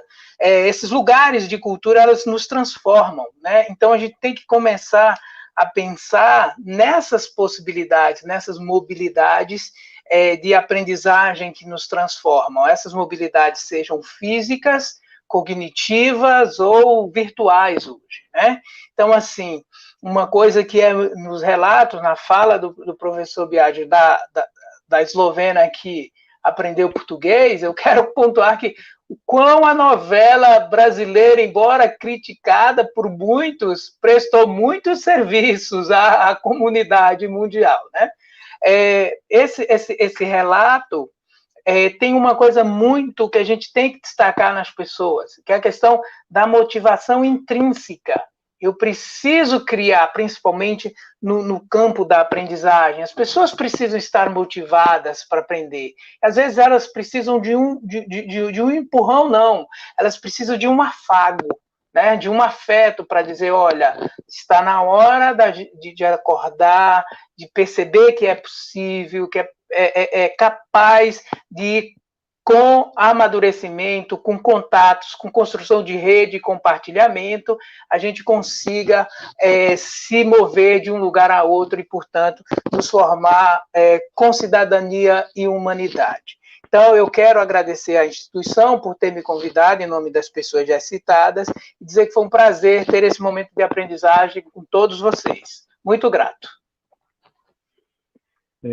Mais uma vez agradeço a participação da professora Joelma, do professor Tiago, do professor Robério, e em nome da instituição agradecemos as suas reflexões e passo a palavra para a Ana Paula, a nossa mestre de cerimônia, para fazer a conclusão do nosso encontro.